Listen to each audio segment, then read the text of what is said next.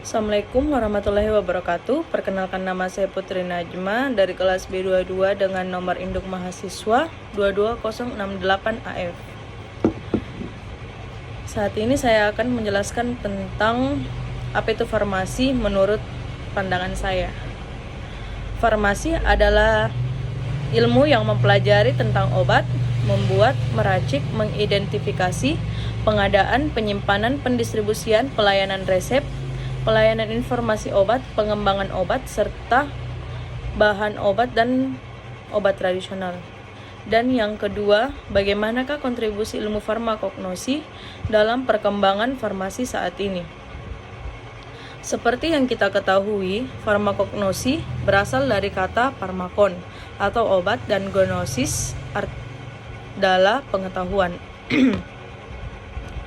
Mungkin merupakan ilmu pengetahuan modern tertua dan umumnya mempelajari obat-obatan mentah yang berasal dari tumbuhan dan hewan atau dalam bentuk tinktur, teh, tapal, bubuk, dan formulasi herban lainnya, dan mencakup autentikasi dan pengendalian mutu obat-obatan tersebut berdasarkan pemeriksaan makroskopis dan mikroskopis obat-obatan mentah.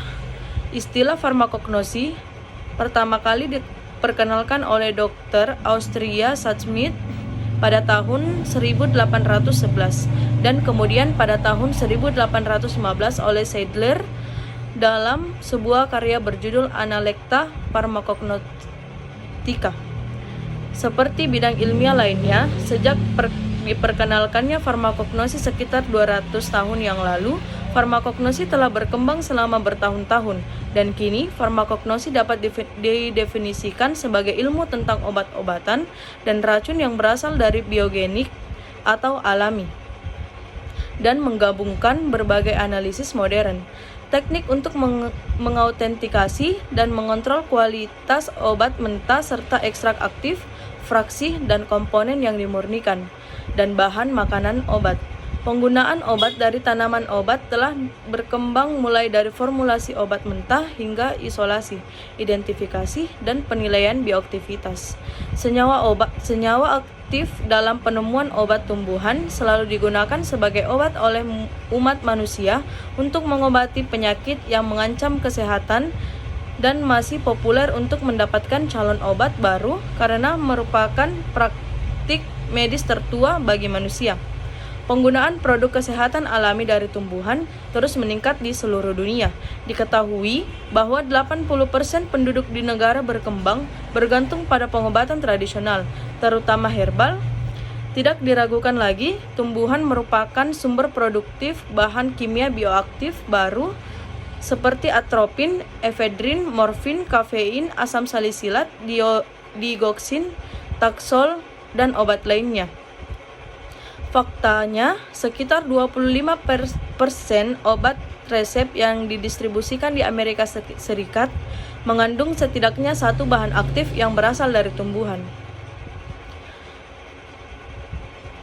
Kajian tentang penggunaan dan pengetahuan ilmiah tentang obat alam dan senyawa bioaktif dari tumbuhan atau hewan telah banyak dipelajari. Tumbuhan obat memiliki nilai besar di bidang pengobatan dan penyembuhan penyakit.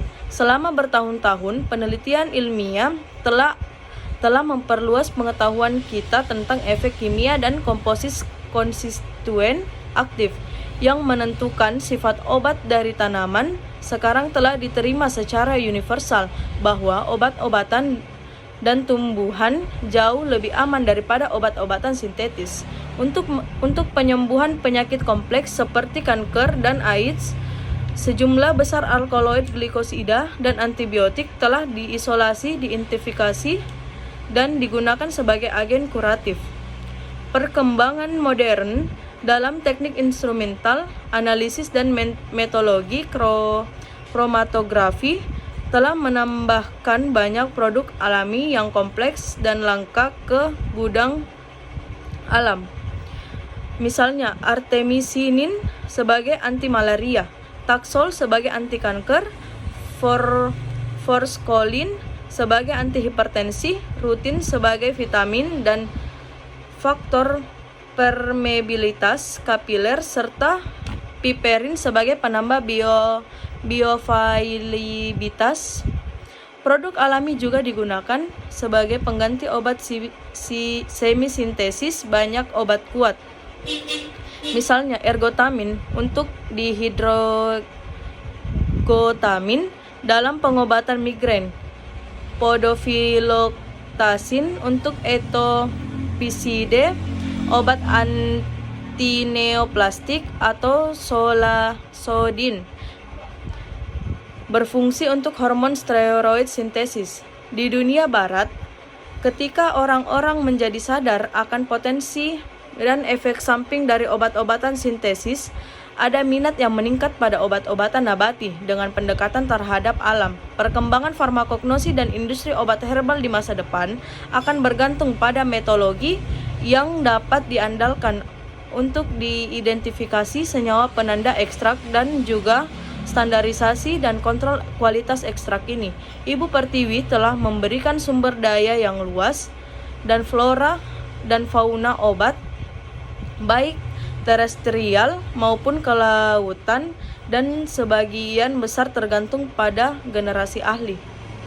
Farmakognosi dan fitokimia yang akan datang untuk mengeksplorasi molekul obat ajaib dari kekayaan yang dieksploitasi ini.